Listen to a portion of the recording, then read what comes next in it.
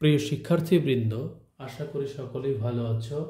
আজকে আমরা সপ্তম শ্রেণীর দ্বিতীয় অধ্যায় সমানুপাত লাভ ক্ষতির ৩ নং যে প্রশ্ন আছে শূন্যস্থান পূরণ করো, এইগুলোর সমাধান করব। ৩-এর ক দেওয়া আছে 11:25 সমানুপাত ফাঁকা ঘর অনুপাত 50। তাহলে আমরা দেখতে পাচ্ছি এখানে 11 হচ্ছে প্রথম রাশি, 25 দ্বিতীয় রাশি, ফাঁকা ঘর হবে তৃতীয় রাশি যেটা ফাঁকা, এবং 50 চতুর্থ রাশি। তাহলে সমাধানই করি।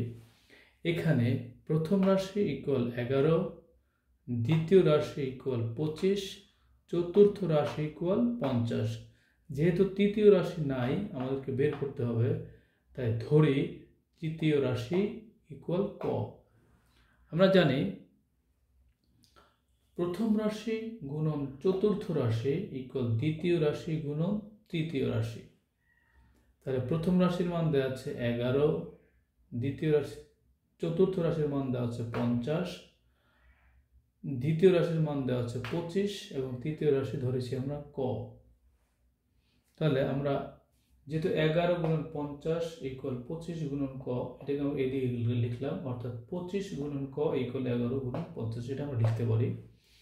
এখন যেহেতু ক এর মান বের করব, বা ক ইকুয়াল 11 গুণন 50 ভাগ 25, কাটাকাটি করলে 25 2 50, এখন 11 আর 2 গুণ করলে হচ্ছে 22। তার মানে আমরা পাচ্ছি ক এর মান বা ক ইকুয়াল 22। সুতরাং আমাদের শূন্যস্থানের মান হবে 11:25 সমানুপাত ফাঁকা ঘরে 22:50। আশা করি 3-এর ক এর অঙ্কটি তোমরা খুব ভালোভাবে বুঝতে পেরেছ। চলো এবার আমরা 3-এর খ এর সমাধান করব।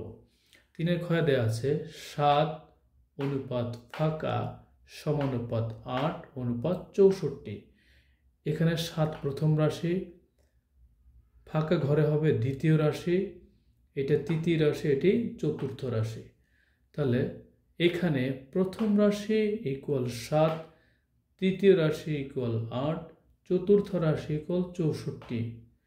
তাহলে যেহেতু দ্বিতীয় রাশিটি ফাঁকা ঘরে হবে, তাহলে ধরি দ্বিতীয় রাশি ইকুয়াল ক। আবারও আমরা জানি প্রথম রাশি গুণন চতুর্থ রাশি ইকুয়াল দ্বিতীয় রাশি গুণন তৃতীয় রাশি। এটা হচ্ছে একটি সূত্র। এখন প্রথম রাশির মান দেওয়া আছে 7 গুণন চতুর্থ রাশির মান দেওয়া আছে 64 ইকুয়াল দ্বিতীয় রাশির মান দেওয়া আছে ক ধরেছি আমরা, এবং তৃতীয় রাশির মান দেওয়া আছে 8। তাহলে যেহেতু 7 গুণন 64 ইকুয়াল ক গুণন 8, তাহলে আমরা বলতেই পারি ক গুণন 8 ইকুয়াল 7 গুণন 64। তাহলে যেহেতু আমরা ক এর মান বের করব, বা ক ইকুয়াল 7 গুণন 64/8,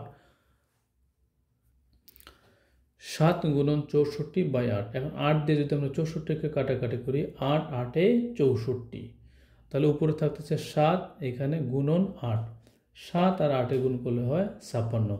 তাহলে ক এর মান পাচ্ছি আমরা 56, যেটা আমরা ধরেছিলাম যে দ্বিতীয় রাশি ক।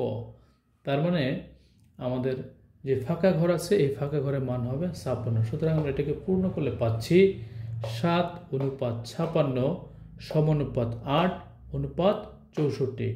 আশা করি আজকে এই যে দুটো অঙ্ক করলাম সকলে বুঝতে পেরেছ।